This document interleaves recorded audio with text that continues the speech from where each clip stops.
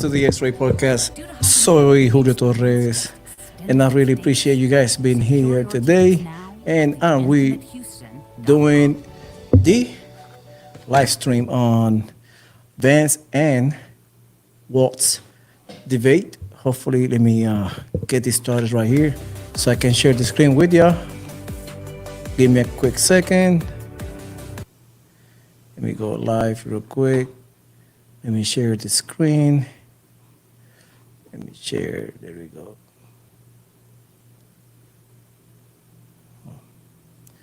Let's see if I can share the screen. There we go, right there.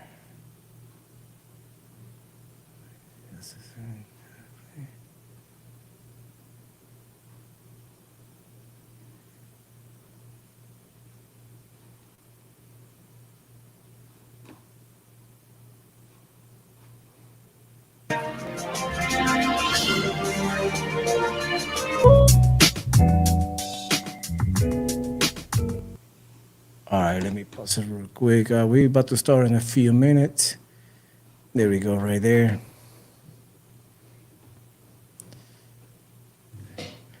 So this is going to be an interesting debate. Hopefully they will be talking about what's going on in North Carolina. Also the attack that happened a few hours ago.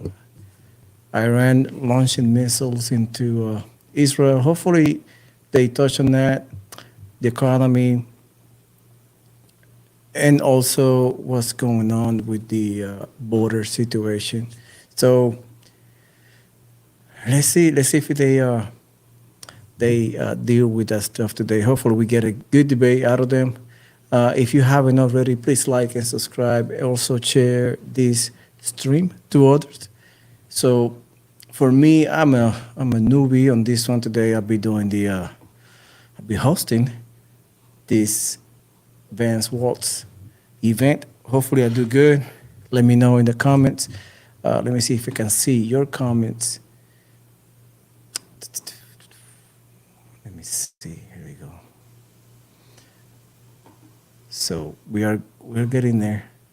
Let me pull out my phone, see if I can. So I cannot see the. Let me see if I can see the chats. No, I cannot see the chats.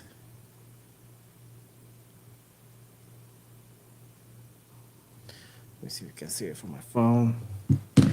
I'm gonna wear these goggles. Can't barely see. Let me see how we doing on the. I don't have two screens. I wish I would have two screens. So let me go to my podcast real quick.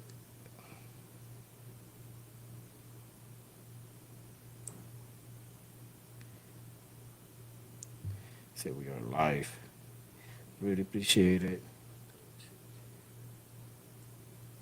We should start in a few minutes. Hopefully they come up. I was doing some grocery shopping. Since you guys know we having issues now with the strike on every port in the East Coast and also here downtown, here in Houston. So it's been rough. We've been, hopefully, let me see how this sound in your end. Let me go fix it real quick. Of tonight's vice presidential debate. We're about 7 minutes away now. Ohio Senator J.D. Vance facing off against Minnesota Governor Tim Walz might be the last debate voters see at all before Election Day. Let's go back to Tom Yamas in the spin room. It's going to be crowded there tonight, if not already. Oh, yeah, you guys, that is true. These spin rooms are where the candidates come with their surrogates right after the debate to argue they won the debate. I want to show you a live camera right now of this spin room because it's unlike any we've seen before because of its size. It's only about 3,000 to 4,000 square feet. It's going to be filled with reporters and surrogates. There's going to be a crush of people here after the debate, including at least one of the candidates who is debating tonight. So this could be chaotic. It could be exciting. It could be fun. It could be wild. We'll have no idea until after the debate. I will tell tell you this much. It reminds me of my younger days when you go to house parties here in Manhattan inside studio apartments, and there was way more people than there was room. Nonetheless, it'll be memorable, and we're going to look for all that excitement right after the debate. Well, we've learned a lot about you, Tom. I want to And hear the rest of the story. I know. I would say, I don't know if he was describing a spin room or a Surely rave. there was more to that story. All right, let's go to senior White House correspondent Kelly O'Donnell. We're going to get to the bottom of that one. Also in the spoon room, been talking to Tim Walz. We are just 5 minutes away from this debate. Hopefully, be a productive one. Let me know what you think. Comment down below. I will be seeing your comments here from my phone. I don't have a second screen that I will use for your chats, but I really appreciate you guys being here. So we are 5 minutes away. Hopefully, we get this started soon. They're scheduled to do this debate at 9 p.m. Eastern time. I'm in Central time, so we over here it's at 7:55 p.m. And they now, giving the preparation. Hopefully, I don't know. They have people in there tonight, so it will be very, very interesting to see the reaction of the people in the stage. And let's see if we get a productive debate out of this one. I have not seen the rules on this one, so we hopefully we get a fair and square debate. But you never know how this is gonna pan out. So I really appreciate it. We also on TikTok. If I'm not mistaken, let me check if we're on live on TikTok also as well. Let me see. Let me check this out. Let me see if we are live on TikTok. I don't think we are.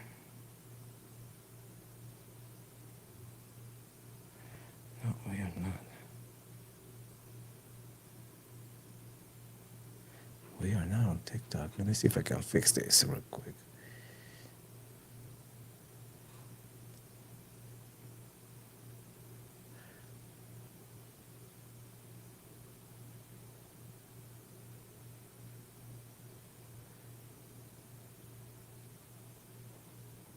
So we are doing pretty good. Really appreciate you guys being here tonight. Hopefully we get this started soon. I wish I would have been connected early, but I was doing some grocery shopping, so I have rushed coming home and trying to get connected to do this podcast, this reaction to this event tonight. So let's see how they. Let's see if they are. Discrepancy like this, 1988, Lloyd We are 2 Benson and minutes Dan away. Quayle, who was 41, a We year are older. 2 minutes Of away course, from the then debate. J.D. Vance is when he's up there on stage. And Vance has been senator for 2 years. And the gist is that was one of the rare moments where a line broke through. I knew John F. Kennedy. You're no John F. Kennedy. These moments rarely break through. Is there a viral moment like that sort of defines this night, or is it a wash ultimately with the last month to go? Kristen, at the end of the day, and I asked this question with 3 minutes to go, do these debates matter? Does a vice presidential debate matter in the big picture? They can matter. Think about back in 2012 when Joe Biden had a very strong debate performance against Paul Ryan and really helped to reset the campaign after former President Obama stumbled in his first debate against Mitt Romney. So yes, they can matter. Again, I think this takes on outsized meaning because of the fact that there's no second presidential debate. One more point, in listening to those voters that Kate was talking to, all of them seem so frustrated with the process. And you think about that word change. Right now, Vice President Kamala Harris wins on the change argument by 9 points. I think that's part of the work that J.D. Vance is going to try to do. Well, change is interesting because she's an incumbent, but so is former President Trump. That's right. So it's interesting to see that. I mean, people say, they like to say, conventional wisdom, these vice presidential debates don't matter. And maybe they didn't when elections weren't decided by 10,000 voters That's in a exactly Midwest right. state. In two different states, and that's it. Yes. I come back to something that you have said from the jump, Savannah, through this election cycle, which is let's have a little bit of humility here, right? It's hard for us to predict, especially with the race this close, especially with the dynamic of no next debate for the presidential candidates. remember what this race is going to come down to. Those 6 critical battlegrounds, the economy and immigration. We have seen that consistently in the polling. Expect to hear both of those issues hammered big time on stage tonight. And worth noting also, this is the first presidential election since Roe was overturned. I think that's going to be an X factor too. Mics will be on tonight. Is that going to make a huge difference in terms of expectations based on what we saw in the presidential debate? Remember, it was the Harris campaign that in the presidential debate wanted the mics to be on throughout here. This time they are on throughout. CBS can turn them off as necessary, but it's that back and forth. They're hoping that you can hear those snide comments perhaps by either side. Show of hands. Who thinks there will be another debate between Trump and Harris? Listen to you at this show. Show of hands. It's a quick poll. Okay. Who thinks there should be? We're journalists. We think there should be. Okay. All right. There we go. Good answer. Well, it is the top of the hour now, 9 p.m. here in New York City. We are just seconds away from tonight's only vice presidential debate between Ohio Republican Senator J.D. Vance and Minnesota Democratic Governor Tim Walz. That's right. It is also potentially, if you haven't noticed, possibly the last debate we will see before Election Day. Election Day now just 35 days away, 5 weeks. We've kind of set the table here on what people will be looking at and what we'll all be talking about in a little while. We will have in-depth analysis once the debate concludes here on NBC. But tonight's event is hosted by CBS News in their studio in New York, just a few blocks from here. Yeah, and as the last debate was between the running mates, Donald Trump and Kamala Harris, there's no audience in there tonight. So each candidate is going to have 2 minutes for their answers, and then there's a rebuttal. And the moderators have said, Lester, there will be some fact checking, but they're really counting on the candidates to fact check each other. And as we noted, unlike the last debate, microphones will not be muted, but the network says they reserve the right to mute the candidates. So that'll be an interesting process as they go along. Okay, the vice presidential debate about to be on. Let's go to CBS Network Studios, West 57th, here in the heart of Manhattan, and watch this debate. Man, already they're gonna play dirty on Vance Good evening, tonight. I'm Nora O'Donnell, and thank you for joining us for tonight's. They're gonna play dirty on Vance tonight. They're gonna mute him while Walz do what he wants. We have a consequential night ahead, and our focus is the issues that matter to you, the voter. Let's introduce the candidates. Minnesota's Democratic Governor Tim Walz and Ohio's Republican Senator J.D. Vance tonight meeting for the first time. I'm Margaret Brennan. In order to have a thoughtful and civil debate, these are the rules that both campaigns have agreed to. Questions will be directed at one candidate who will have 2 minutes to respond. The other candidate will be allowed 2 minutes for rebuttal. Then each candidate will get another minute to make further points, with an additional 1 minute each at the discretion of the moderator. The primary role of the moderators is to facilitate the debate between the candidates, enforce the rules, and provide the candidates with the opportunity to fact-check claims made by each other. CBS News reserves the right to mute the candidates' microphones to maintain decorum. We have not shared the questions or topics with the campaigns. The stage is set. Governor, Senator, thank you for joining us. Let's get started. Tonight, our country is facing several unfolding crises. The Middle East is on the brink of war. Americans are suffering from the catastrophic impact of Hurricane Helene, and now a labor strike as 25,000 dock workers from Maine to Texas are picketing. We're going to begin tonight with the Middle East. Margaret. Thank you, Nora. Earlier today, Iran launched its largest attack yet on Israel, but that attack failed thanks to joint U.S. and Israeli defensive action. President Biden has deployed more than 40,000 U.S. military personnel and assets to that region over the past year to try to prevent a regional war. Iran is weakened, but the U.S. still considers it the largest state sponsor of terrorism in the world, and it has drastically reduced the time it would take to develop a nuclear weapon. It is down now to 1 or 2 weeks' time. Governor Walz, if you were the final voice in the Situation Room, would you support or oppose a preemptive strike by Israel on Iran? You have 2 minutes. Well, thank you. And thank you for those joining at home tonight. Let's keep in mind where this started. October 7th, Hamas terrorists massacred over 1,400 Israelis and took prisoners. Israel's ability to be able to defend itself is absolutely fundamental. Getting its hostages back, fundamental, and ending the humanitarian crisis in Gaza. But The expansion of Israel and its proxies is an absolute fundamental necessity for the United States to have the steady leadership there. You saw it experienced today, where along with our Israeli partners and our coalition, able to stop the incoming attack. But what's fundamental here is that steady leadership is going to matter. It's clear, and the world saw it on that debate stage a few weeks ago. A nearly 80-year-old Donald Trump talking about crowd sizes is not what we need in this moment.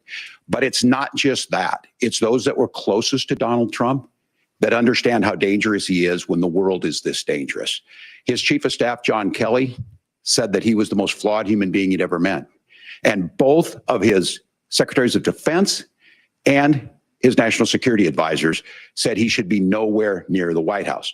Now, the person closest to them, Donald Trump, said he's unfit for the highest office. That was Senator Vance. What we've seen out of Vice President Harris is we've seen steady leadership. We've seen a calmness that is able to draw on the coalitions to bring them together. Understanding that our allies matter. When our allies see Donald Trump turn towards Vladimir Putin, turn towards North Korea, when we start to see that type of fickleness around holding the coalitions together, we will stay committed. And as the vice president said today we will protect our forces and our allied forces, and there will be consequences.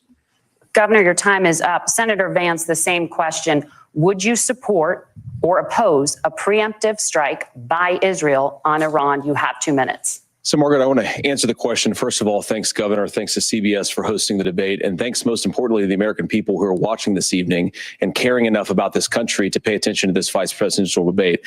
I want to answer the question, but I want to actually give an introduction to myself a little bit, because I recognize a lot of Americans don't know who either one of us are. I was raised in a working class family. My mother required food assistance for periods of her life. My grandmother required Social Security help to raise me.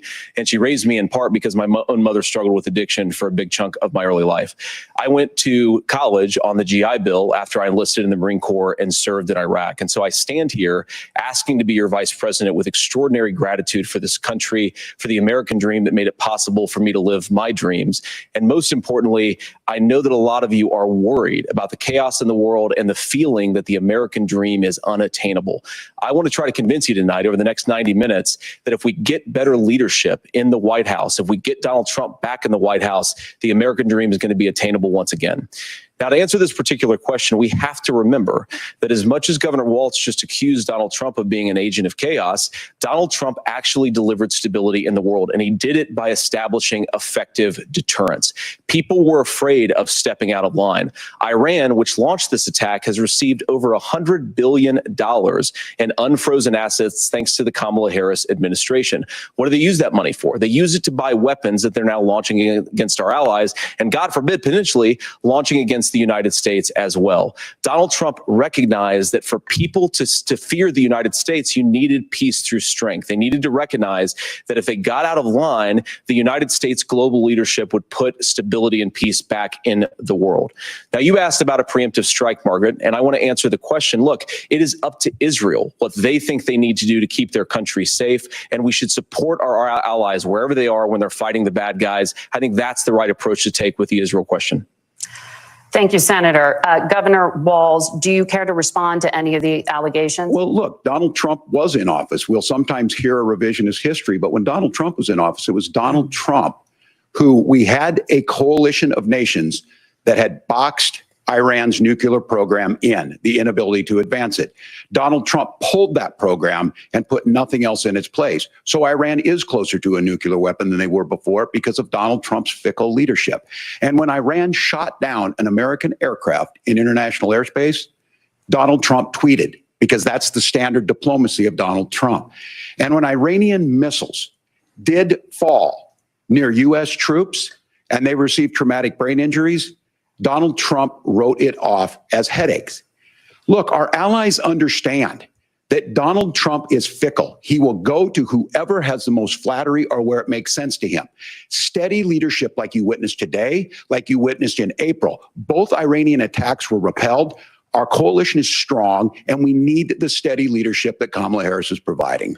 Senator Vance, the U.S. did have a diplomatic deal with Iran to temporarily pause parts of its nuclear program, and President Trump did exit that deal.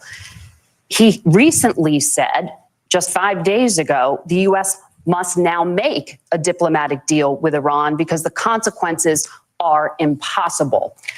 Did he make a mistake? You have 1 minute. Well, first of all, Margaret, diplomacy is not a dirty word, but I think that's something that Governor Walz just said is quite extraordinary. You yourself just said Iran is as close to a nuclear weapon today as they have ever been. And Governor Walz, you blame Donald Trump, who has been the vice president for the last 3.5 years. And the answer is your running mate, not mine. Donald Trump consistently made the world more secure. Now, we talk about what the sequence of events that led us to where we are right now, and you can't ignore October the 7th, which I appreciate Governor Walz bringing up. But when did Iran and Hamas and their proxies attack Israel? It was during the administration of Kamala Harris. So Governor Walz can criticize Donald Trump's tweets, but effective, smart diplomacy and peace through strength is how you bring stability back to a very broken world. Donald Trump has already done it once before. Ask yourself at home, when was the last time, I'm 40 years old, when was the last time that an American president didn't have a major conflict break out? The only answer is during the 4 years that Donald Trump was president. Gentlemen, we have a lot to get to. Nora? Margaret, thank you. Let's turn now to Hurricane Helene. The storm could become one of the deadliest on record. More than 160 people are dead and hundreds more are missing. Scientists say climate change makes these hurricanes larger, stronger, and more deadly because of the historic rainfall. Senator Vance, according to CBS News polling, 7 in 10 Americans and more than 60% of Republicans under the age of 45 favor the U.S. taking steps to try and reduce climate change. Senator, what responsibility would the Trump administration have to try and reduce the impact of climate change? I'll give you 2 minutes. Sure. So first of all, let's start with the hurricane, because it's an unbelievable, unspeakable human tragedy. I just saw today actually a photograph of 2 grandparents on a roof with a 6-year-old child, and it was the last photograph ever taken of them because the roof collapsed and those innocent people lost their lives. And I'm sure Governor Walz joins me in saying our hearts go out to those innocent people, our prayers go out to them, and we want as robust and aggressive as a federal response as we can get to save as many lives as possible. And then, of course, afterwards, to help the people in those communities rebuild. I mean, these are communities that I love. Some of them I know very personally in Appalachia, all across the Southeast. They need their government to do their job. And I commit that when Donald Trump is president again, the government will put the citizens of this country first when they suffer from a disaster.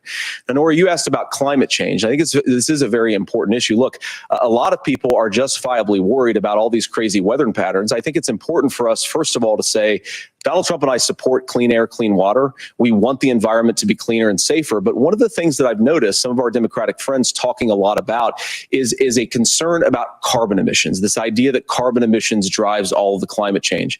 Well, let's just say that's true, just for the sake of argument, so we're not arguing about weird science. Let's just say that's true. Well, if you believe that, what would you want to do? The answer is that you'd want to reshore as much American manufacturing as possible, and you'd want to produce as much energy as possible in the United States of America, because we're the cleanest economy in the entire world. What have Kamala Harris's policies actually led to? More energy production in China, more manufacturing overseas, more doing business in some of the dirtiest parts of the entire world. And when I say that, I mean the amount of carbon emissions they're doing per unit of economic output. So if we actually care about getting cleaner air and cleaner water, the best thing to do is to double down and invest in American workers and the American people. And unfortunately, Kamala Harris has done exactly the opposite. Governor Walz, you have 2 minutes to respond. Well, we got close to an agreement because all those things are happening. Look, first of all, it is a horrific tragedy with this hurricane. And my heart goes out to the folks that are down there in contact with the governors. I serve as co-chair of the Council of Governors as we work together on these emergency managements. Governors know no partisanship. They work together. So all of the governors and the emergency responders are on the ground. Those happen on the front end. The federal government comes in, makes sure they're there to that we recover. But we're still in that phase where we need to make sure that they're staying there, staying focused. Now, look, coming back to the climate change issue, there's no doubt this thing roared onto the scene faster and stronger than anything we've seen. Senator Vance has said that there's a climate problem in the past. Donald Trump called it a hoax and then joked that these things would make more beachfront property to be able to invest in. What we've seen out of the Harris administration now, the Biden-Harris administration, is we've seen this investment. We've seen massive investments, the biggest in global history that we've seen in the Inflation Reduction Act, has created jobs all across the country. 2,000 in Jeffersonville, Ohio, taking the EV technology that we invented and making it here. 200,000 jobs across the country. The largest solar manufacturing plant in North America sits in Minnesota. But my farmers know climate change is real. They've seen 500-year droughts, 500-year floods back to back. But what they're doing is adapting, and this has allowed them to tell me, look, I harvest corn, I harvest soybean, and I harvest wind. We are producing more natural gas and more oil at any time than we ever have. We're also producing more clean energy. So the solution for us is to continue to move forward, that climate change is real. Reducing our impact is absolutely critical, but this is not a false choice. You can do that at the same time you're creating the jobs that we're seeing all across the country. That's exactly what this administration has done. We are seeing us becoming an energy superpower for the future, not just the current. And that's what absolutely makes sense. And then we start thinking about, how do we mitigate these disasters? Thank you. Senator, I want to give you an opportunity to respond there. The governor mentioned that President Trump has called climate change a hoax. Do you agree? Well, look, what the president has said is that if the Democrats, in particular Kamala Harris and her leadership, if they really believe that climate change is serious, what they would be doing is more manufacturing and more energy production in the United States of America, and that's not what they're doing. So clearly, Kamala Harris herself doesn't believe her own rhetoric on this. If she did, she would actually agree with Donald Trump's energy policies. Now, something Governor Walz said I think is important to touch upon, because when we talk about clean energy, I think that's a slogan that often the Democrats will use here. I'm talking, of course, about the Democratic leadership. And the real issue is that if you're spending hundreds of millions or even billions of dollars of American taxpayer money on solar panels that are made in China, number one, you're going to make the economy dirtier. We should be making more of those solar panels here in the United States of America. Some of them are, Tim, but a lot of them are being made overseas in China, especially the components that go into those solar panels. So if you really want to make the environment cleaner, you've got to invest in more energy production. We haven't built a nuclear facility, I think, one in the past 40 years. Senator. Natural gas, we got to invest more in it. Kamala Harris has done the opposite. That's raised energy prices and also meant that we're doing worse by the climate. Senator, your time is up. Governor, would you like to respond? Well, look, we're producing more natural gas than we ever have. There's no moratorium on that. We're producing more oil. But the folks know, and like I said, again, these are not liberal folks. These are not folks that are Green New Deal folks. These are farmers that have been drought one year, massive flooding the next year. They understand that it makes sense. Look, our number one export cannot be topsoil from erosion from these massive storms. We saw it in Minnesota this summer. And thinking about how do we respond to that, we're thinking ahead on this. And what Kamala Harris has been able to do in Minnesota, we're starting to weatherproof some of these things. The infrastructure law that was passed allows us to think about mitigation in the future. How do we make sure that we're protecting by burying our power lines? How do we make sure that we're protecting lakefronts and things that we're seeing more and more of? But to call it a hoax and to take the oil company executives to Mar-a-Lago, say, give me money for my campaign and I'll let you do whatever you want. We can be smarter about that. And an all above energy policy is exactly what she's doing, creating those jobs right here. Governor, your time is up. The overwhelming consensus among scientists is that the Earth's climate is warming at an unprecedented rate. Margaret. Thank you, Nora. We're going to turn now to immigration. The crisis at the U.S.-Mexico border consistently ranks as one of the top issues for American voters. Senator Vance, your campaign is pledging to carry out the largest mass deportation plan in American history and to use the U.S. military to do so. Could you be more specific about exactly how this will work? For example, would you deport parents who have entered the U.S. illegally and separate them from any of their children who were born on U.S. soil? You have 2 minutes. So first of all, Margaret, before we talk about deportations, we have to stop the bleeding. We have a historic immigration crisis because Kamala Harris started and said that she wanted to undo all of Donald Trump's border policies. 94 executive orders suspending deportations, decriminalizing illegal aliens, massively increasing the asylum fraud that exists in our system. That has opened the floodgates. And what it's meant is that a lot of fentanyl is coming into our country. I had a mother who struggled with opioid addiction and has gotten clean. I don't want people who are struggling with addiction to be deprived of their second chance because Kamala Harris let in fentanyl into our communities at record levels. So you've got to stop the bleeding. You've got to re-implement Donald Trump's border policies, build the wall, re-implement deportations. And that gets me to your point, Margaret, about what do we actually do? So we've got 25 million illegal aliens who are here in the country. What do we do with them? I think the first thing that we do is we start with the criminal migrants. About 1 million of those people have committed some form of crime in addition to crossing the border illegally. I think you start with deportations on those folks. And then I think you make it harder for illegal aliens to undercut the wages of American workers. A lot of people will go home if they can't work for less than minimum wage in our own country. And by the way, that'll be really good for our workers who just want to earn a fair wage for doing a good day's work.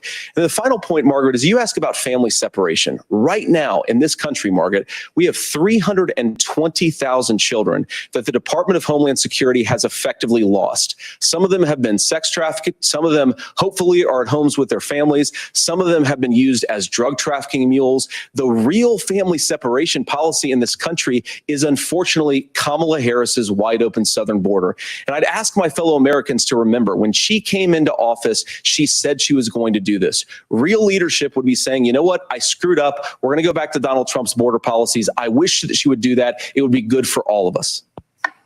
Governor, do you care to respond to any of those specific allegations, including that the vice president is, quote, letting in fentanyl and using kids as drug mules, among other things regarding children? The drug mule is not true, but I will say about this, about the fentanyl, because this is a crisis of this, the opioid crisis. And the good news on this is the last 12 months saw the largest decrease in opioid deaths in our nation's history, 30% decrease in Ohio, but there's still more work to do.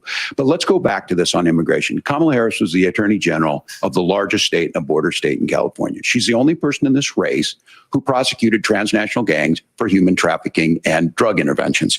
But look, we all want to solve this. Most of us want to solve this, and that is the United States Congress. That's the Border Patrol agents. That's the Chamber of Commerce. That's most Americans out here. That's why we had the fairest and the toughest bill on immigration that this nation's seen. It was crafted by a conservative senator from Oklahoma, James Lankford. I know him. He's super conservative, but he's a man of principle, wants to get it done. Democrats and Republicans worked on this piece of legislation. The Border Patrol said, this is what we need in here. These are the experts. And the Chamber of Commerce and the Wall Street Journal said, pass this thing. Kamala Harris helped get there. 1,500 new border agents, detection for drugs, DOJ money to speed up the adjudications on this, just what America wants. But as soon as I was getting ready to pass and actually tackle this, Donald Trump said no, told them to vote against it because it gives him a campaign issue. It gives him what would Donald Trump talk about if we actually did some of these things? And they need to be done by the legislature. You can't just do this through the executive branch. So look, we have the options to do this. Donald Trump had 4 years. He had 4 years to do this, and he promised you, America, how easy it would be. I'll build you a big, beautiful wall, and Mexico will pay for it. Less than 2% of that wall got built, and Mexico didn't pay a dime. But here we are again, 9 years after he came down that escalator, dehumanizing people and telling them what he was going to do. As far as the deportation plan, at one point, Senator Vance said it was so unworkable to be laughable. So that's where we're at. Pass the bill, she'll sign it. Governor, your time is up. Senator, the question was, will you separate parents from their children, even if their kids are U.S. citizens? You have 1 minute. Margaret, my point is that we already have massive child separations thanks to Kamala Harris's open border. And I didn't accuse Kamala Harris of inviting drug mules. I said that she enabled the Mexican drug cartels to operate freely in this country. And we know that they use children as drug mules, and it is a disgrace, and it has to stop. Look, I think what Tim said just doesn't pass the smell test. For 3 years, Kamala Harris went out bragging that she was going to undo Donald Trump's border policy. She did exactly that. We had a record number of illegal crossings. We had a record number of fentanyl coming into our country. And now that she's running for president, or a few months before, she says that somehow she got religion and cared a lot about a piece of legislation. The only thing that she did when she became the vice president, when she became the appointed border czar, was to undo 94 Donald Trump executive actions that opened the border. This problem is leading to massive problems in the United States of America. Parents who can't afford health care, schools schools that are overwhelmed. It's got to stop, and it will when Donald Trump is president again. Senator, your time is up. Governor, what about our CBS News polling, which does show that a majority of Americans, more than 50%, support mass deportations? Look, we fix this issue with a bill that is necessary, but the issue on this is what happens when you don't want to solve it. You demonize it. And we saw this, and Senator Vance, and it surprises me on this, talking about and saying, I will create stories to bring attention to this. That vilified a large number of people who were here legally in the community of Springfield. The Republican governor said, it's not true, don't do it. There's consequences for this. There's consequences. We could come together. Senator Langford did it. We could come together and solve this if we didn't let Donald Trump continue to make it an issue. And the consequences in Springfield were the governor had to send state law enforcement to escort kindergartners to school. I believe Senator Vance wants to solve this, but by standing with Donald Trump and not working together to find a solution, it becomes a talking point. And when it becomes a talking point like this, we dehumanize and villainize other human beings. Tim, Governor, your time is up. Senator, I'll give you 1 minute, but let me just ask you the question first. The governor has made the point, and I think as a sitting lawmaker, you know that Congress controls the purse strings and any funding. So you have said repeatedly that Donald Trump would, through executive action, solve this. Do you disagree that Congress controls the purse strings and would need to support many of the changes that you would actually want to implement? You have 1 minute. Look, Margaret, first of all, the gross majority of what we need to do at the southern border is just empowering law enforcement to do their job. I've been to the southern border more than our borders are. Kamala Harris has been, and it's actually heartbreaking because the Border Patrol agents, they just want to be empowered to do their job. Of course, additional resources would help, but most of this is about the president and the vice president empowering our law enforcement to say, if you try to come across the border illegally, you've got to stay in Mexico, you've got to go back through proper channels. Now, Governor Walz brought up the community of Springfield, and he's very worried about the things that I've said in Springfield. Look, in Springfield, Ohio, and in communities all across this country, you've got schools that are overwhelmed. You've got hospitals that are overwhelmed. You've got housing that is totally unaffordable because we brought in millions of illegal immigrants to compete with Americans for scarce homes. The people that I'm most worried about in Springfield, Ohio, are the American citizens who have had their lives destroyed by Kamala Harris's open border. It is a disgrace, Tim. And I actually think, I agree with you. I think you want to solve this problem, but I don't think that Kamala Harris does. Senator, your time is up. Governor, you have 1 minute to respond. Yeah, well, it is law enforcement that asked for the bill. They helped craft it. They're the ones that supported it. That's because they know we need to do this. Look, this issue of continuing to bring this up, of not dealing with it, of blaming migrants for everything. On housing, we could talk a little bit about Wall Street speculators buying up housing and making them less affordable, but it becomes a blame. Look, this bill also gives the money necessary to adjudicate. I agree. It should not take 7 years for an asylum claim to be done. This bill gets it done in 90 days. Then you start to make a difference in this, and you start to adhere to what we know, American principles. Look, I don't talk about my faith a lot, but Matthew 25:40 talks about, to the least amongst us, you do unto me. I think that's true of most Americans. They simply want order to it. This bill does it. It's funded. It's supported by the people who do it. And it lets us keep our dignity about how we treat other people.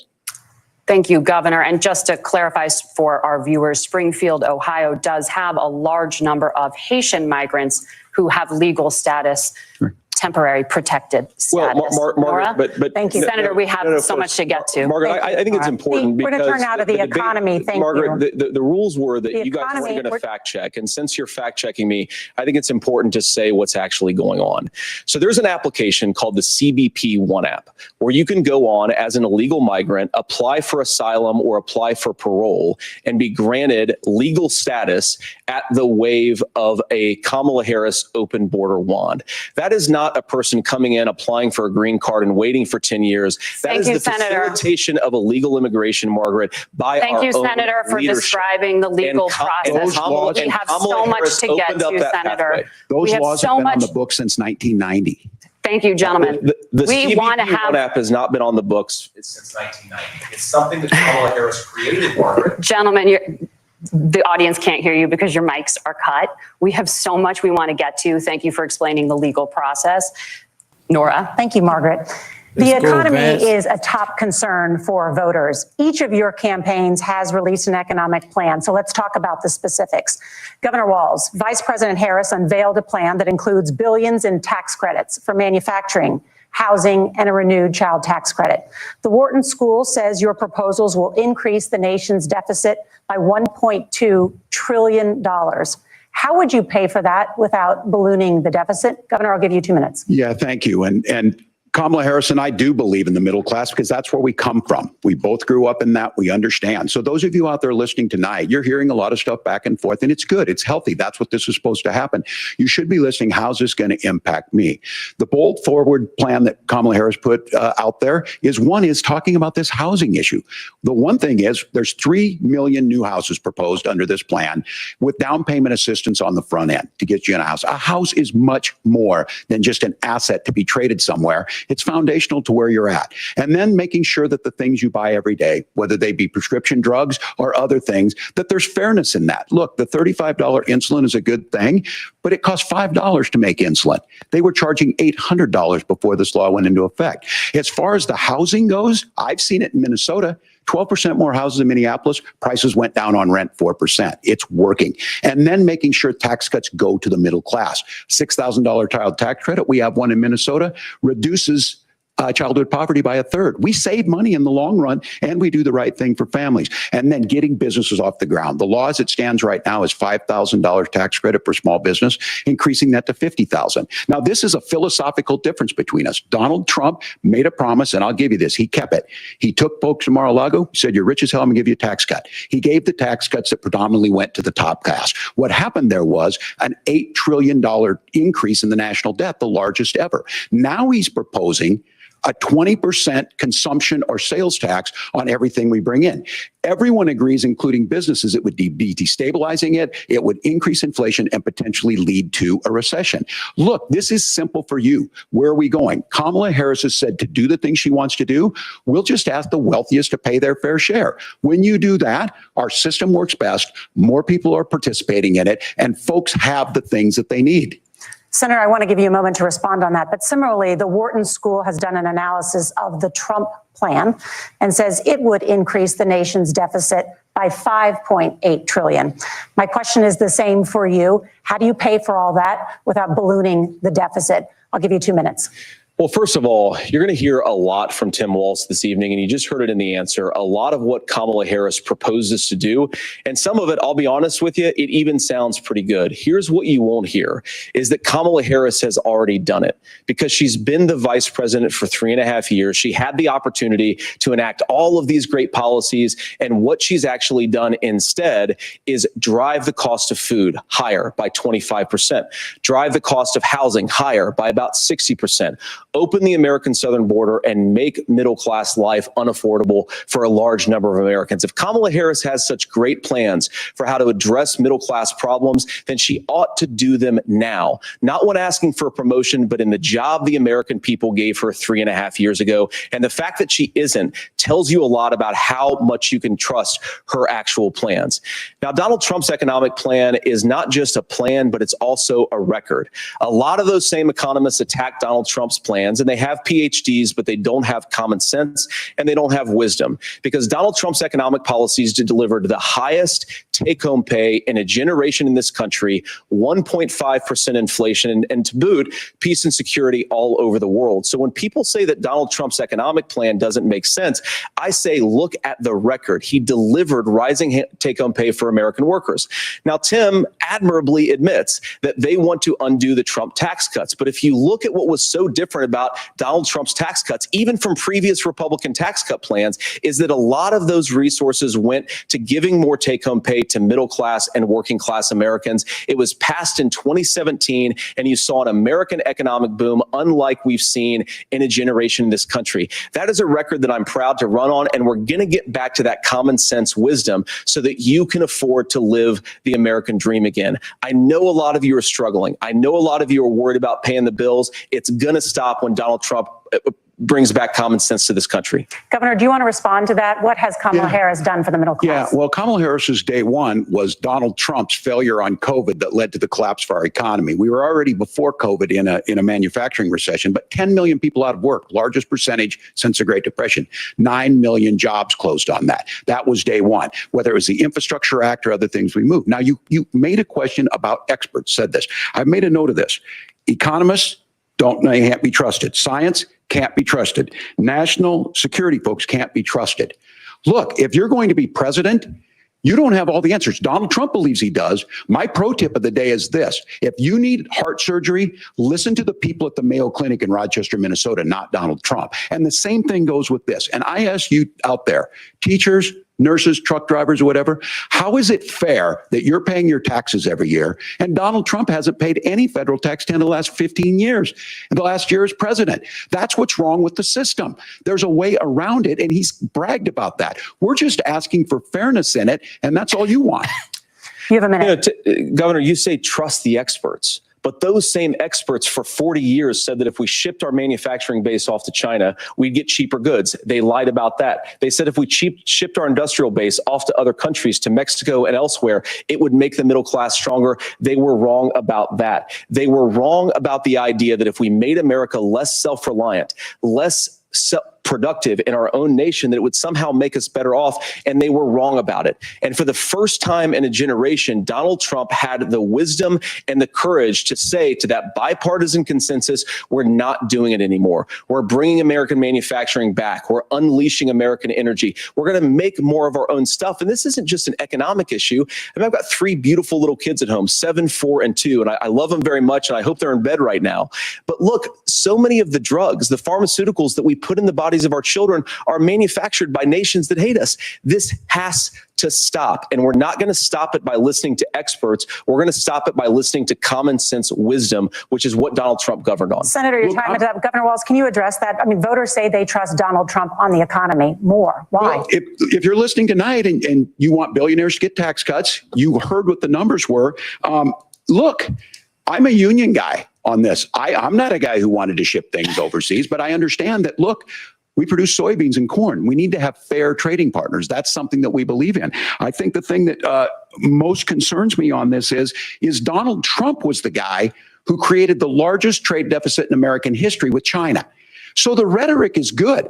Much of what the senator said right there, I'm in agreement with him on this. I watched it happen too. I watched it to my communities, and we talked about that. But we had people undercutting the right to collectively bargain. We had right to work states made it more difficult. We had companies that were willing to ship it over, and we saw people profit.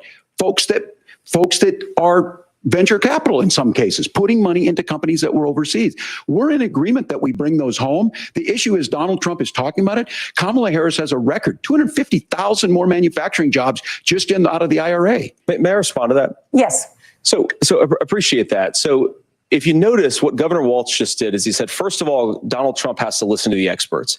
And then when he acknowledged that the experts screwed up, he said, well, Donald Trump didn't do nearly as good of a job as the statistics No, that's a gross show generalization. that he did. So what Tim Walz is doing, and I honestly, Tim, I think you got a tough job here, because you've got to play whack-a-mole. You've got to pretend that Donald Trump didn't deliver rising take-home pay, which of course he did. You've got to pretend that Donald Trump didn't deliver lower inflation, which of course he did. And then you've simultaneously got to defend Kamala Harris's atrocious economic record, which has made gas, groceries, and housing unaffordable for American citizens. I was raised by a woman who would sometimes go into medical debt so that she could put food on the table in our household. I know what it's like to not be able to afford the things that you need to afford. We can do so much better. To all of you watching, we can get back to an America that's affordable again. We just got to get back to common sense economic principles. I hope we have a conversation on healthcare then. Senator, Governor. Please. Thank you. Margaret?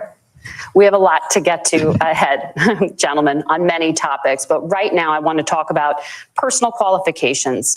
The vice president is often the last voice the president hears before making consequential decisions. We want to ask you about your leadership qualities. Governor Walz, you said you were in Hong Kong during the deadly Tiananmen Square protests in the spring of 1989. But Minnesota Public Radio and other media outlets are reporting that you actually didn't travel to Asia until August of that year. Can you explain that discrepancy? You have 2 Yeah, minutes. well, and to the folks out there who didn't get at the top of this, look, I grew up in small rural Nebraska, town of 400, town that you rode your bike with your buddies till the streetlights come on, and I'm proud of that service. I joined the National Guard at 17, worked on family farms, and then I used the GI Bill to become a teacher, passionate about it, a young teacher. My first year out, I got the opportunity in the summer of '89 to travel to China. 35 years ago, be able to do that. I came back home and then started a program to take young people there. We would take basketball teams, we would take baseball teams, we would take dancers, and we would go back and forth to China. The issue for that was to try and learn. Now, look, my community knows who I am. They saw where I was at. Look, I will be the first to tell you, I have poured my heart into my community. I've tried to do the best I can, Answer but I've the not question, been perfect. Tim. And I'm a knucklehead at times, but it's always been about that. Those same people elected me to Congress for 12 years. And in Congress, I was one of the most bipartisan people, working on things like farm bills that we got done, working on veterans benefits. And then the people of Minnesota were able to elect me to governor twice. So look, my commitment has been from the beginning to make sure that I'm there for the people, to make sure that I get this right. I will say more than anything, many times I will talk a lot. I will get caught up in the rhetoric. But being there, the impact it made, the difference it made in my life, I learned a lot about China. I hear the critiques of this. I would make the case that Donald Trump should have come on one of those trips with us. I guarantee you he wouldn't be praising Xi Jinping about COVID. And I guarantee you he wouldn't start a trade war that he ends up losing. So this is about trying to understand the world. It's about trying to do the best you can for your community. And then it's putting yourself out there and letting your folks understand what it is. My commitment, whether it be through teaching, which I was good at, or whether it was being a good soldier or was being a good member of Congress, those are the things that I think are the values that people care about. Governor, just to follow up on that, the question was, can you explain the discrepancy? All I said on this was I got there that summer and misspoke on this. So I will just, that's what I've said. So I was in Hong Kong and China during the democracy protests went in. And from that, I learned a lot of what needed to be in governance. Thank you, Governor.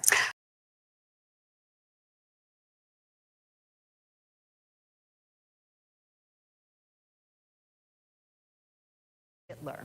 Let me come back to this. Sorry about that. Times, and you've said you regret those comments and explained you then voted for Donald Trump in 2020. But the Washington Post reported new messages last week in which you also disparaged Trump's economic record while he was president, writing to someone in 2020, quote, Trump thoroughly failed to deliver his economic populism. You're now his running mate, and you've shifted many of your policy stances to align with his. If you become vice president, why should Americans trust that you will give Donald Trump the advice he needs to hear and not just the advice he wants to hear? You have 2 minutes. Well, first of all, Margaret, because I've always been open. And sometimes, of course, I've disagreed with the president, but I've also been extremely open about the fact that I was wrong about Donald Trump. I was wrong, first of all, because I believed some of the media stories that turned out to be dishonest fabrications of his record. But most importantly, Donald Trump delivered for the American people. Rising wages, rising take-home pay, an economy that worked for normal Americans, a secure southern border, a lot of things, frankly, that I didn't think he'd be able to deliver on. And yeah, when you screw up, when you misspeak, when you get something wrong and you change your mind, you ought to be honest with the American people about it. It's one of the reasons, Margaret, why I've done so many interviews is because I think it's important to actually explain to the American people where I come down on the issues and what changed. Now, you pointed out to messages from 2020. Margaret, I've been extremely consistent that I think there were a lot of things that we could have done better in the Trump administration the first round if Congress was doing its job. I strongly believe, and I've been a United States Senator, that Congress is not just a high-class debating society. It's not just a forum for senators and congressmen to whine about problems. It's a forum to govern. So there were a lot of things on the border, on tariffs, for example, where I think that we could have done so much more if the Republican Congress and the Democrats in Congress had been a little bit better about how they govern the country. They were so obsessed with impeaching Donald Trump, they couldn't actually govern. And I want to talk about this tariff issue in particular, Margaret, because Tim just accused this of being a national sales tax. Look, the one thing And you're probably surprised to hear me praising Joe Biden, but the one thing that Joe Biden did is he continued some of the Trump tariffs that protected American manufacturing jobs. And it's the one issue, the most pro-worker part of the Biden administration, it's the one issue where Kamala Harris has run away from Joe Biden's record. Think about this. If you're trying to employ slave laborers in China at $3 a day, you're going to do that and undercut the wages of American workers unless our country stands up for itself and says, you're not accessing our markets unless you're paying middle-class Americans a fair wage. Senator, your time is up. Nora? Thank you. Now to the issue of reproductive rights. Governor Walz, after Roe versus Wade was overturned, you signed a bill into law that made Minnesota one of the least restrictive states in the nation when it comes to abortion. Former President Trump said in the last debate that you believe abortion, quote, in the 9th month is absolutely fine. Yes or no? Is that what you support? I'll give you 2 minutes. That's not what the bill says. But look, this issue is what's on everyone's mind. Donald Trump put this all into motion. He brags about how great it was that he put the judges in and overturned Roe versus Wade, 52 years of personal autonomy. And then he tells us, oh, we send it to the states. It's a beautiful thing. Amanda Zaworski would disagree with you on it's a beautiful thing. A young bride in Texas waiting for their child at 18 weeks. She has a complication, a tear in the membrane. She needs to go in. The medical care at that point needs to be decided by the doctor. And that would have been an abortion. But in Texas, that would have put them in legal jeopardy. She went home, got sepsis, nearly dies, and now she may have difficulty having children. Or in Kentucky, Hadley Duvall, a 12-year-old child raped and impregnated by her stepfather. Those are horrific. Now, when God asked about that, Senator Vance said 2 wrongs don't make a right. There is no right in this.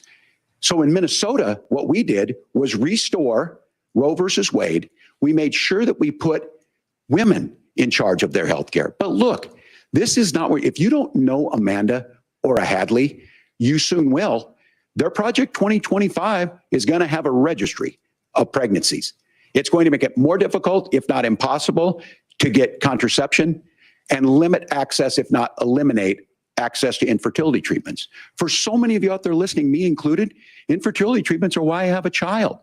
That's nobody else's business, but those things are being proposed. And the catch-all on this is, well, the states will decide what's right for Texas might not be right for Washington.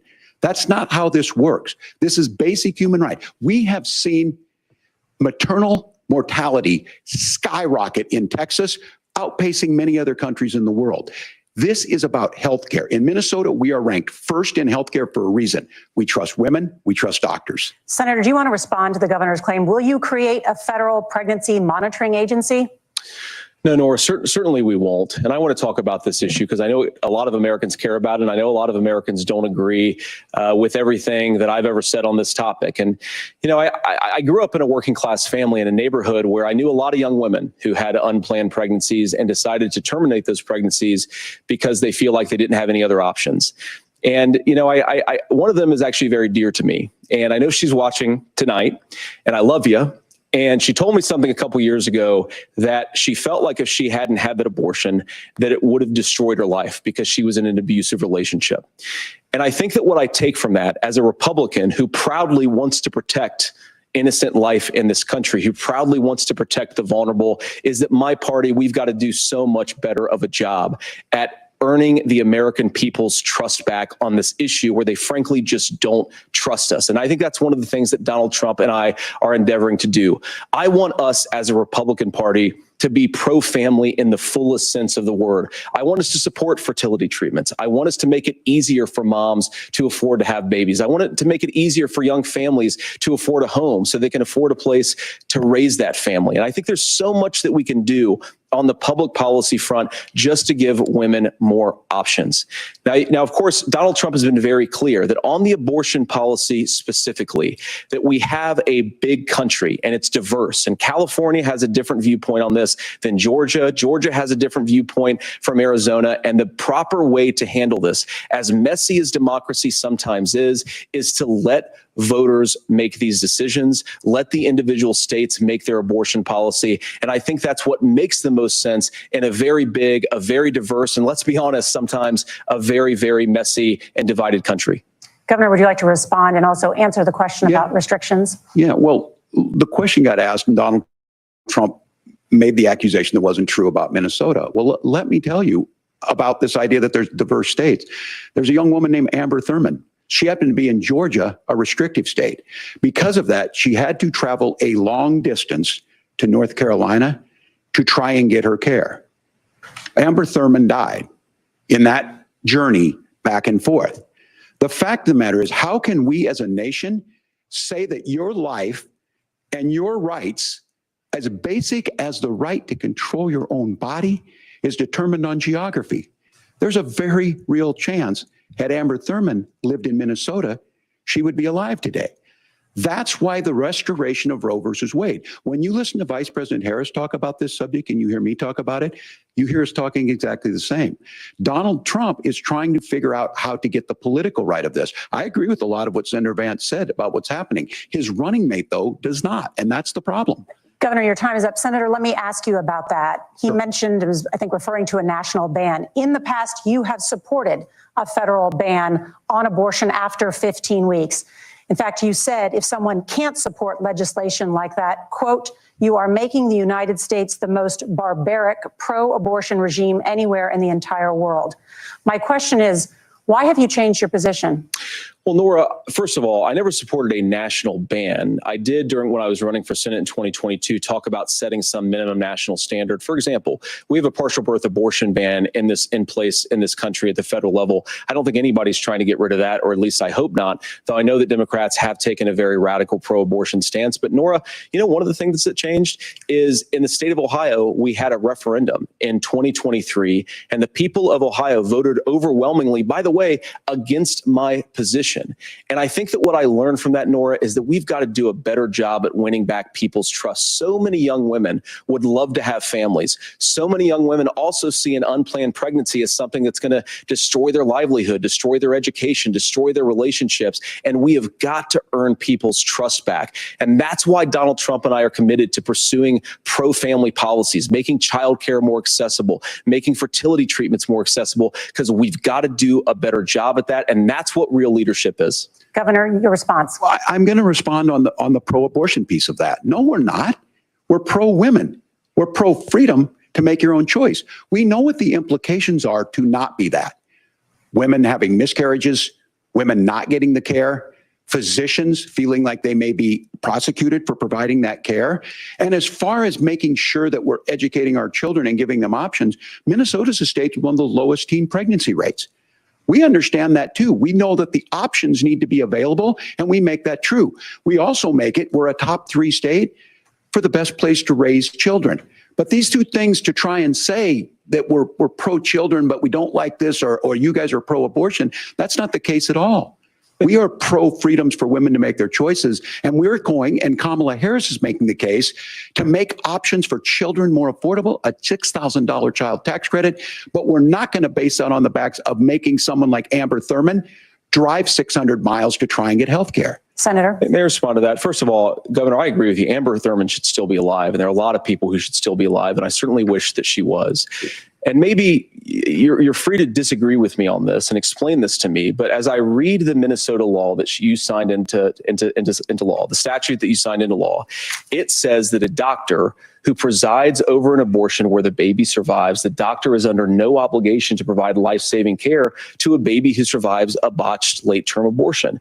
That is, I think, That's whether not you're true. pro-choice or pro-abortion, that is fundamentally barbaric. And that's why I use that word, Nora, is because some of what we've seen, do you want to force Catholic hospitals to perform abortions against their will? Because Kamala Harris has supported suing Catholic nuns to violate their freedom of conscience. We can be a big and diverse country where we respect people's freedom of conscience and make the country more pro-baby and pro-family. But please. Yes, Governor, please respond. Look, this is one where there's always something there. This is a very simple proposition. These are women's decisions to make about their healthcare decisions, and the physicians who know best when they need to do this. Trying to distort the way a law is written to try and make a point. That's not it at all. What was I wrong This about, was- Governor? Please tell me, what was I wrong That is about? not the way the law is written. Look, I've given But this, how? I've given this advice on a lot of things, that getting involved, getting engaged, that's been misread, and it was fact checked at the last debate. But the point on this is there's a continuation of these guys to try and tell women or to get involved. I use this line on this, just mind your own business on this. Things work best when Roe versus Wade was in place. When we do a restoration of Roe, that works best. That doesn't preclude us from increasing funding for children. It doesn't increase us from making sure that once that child's born, like in Minnesota, they get meals, they get early childhood education, they get health care. So the hiding behind we're going to do all these other things when you're not proposing them in your budget. Kamala Harris is proposing them. She's proposing all those things to make life easier for families. I asked a specific question, Governor. You gave me a slogan as a response. It's not the case. It's not true. That's not what the law says. So they fact checked it with President Trump. Gentlemen, there's a lot to discuss. We have to move on, and we're going to be right back with much more of the CBS News vice presidential debate in just a moment.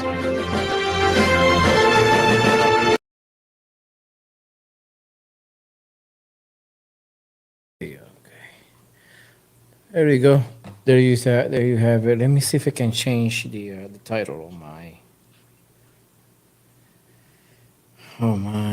thingy right here.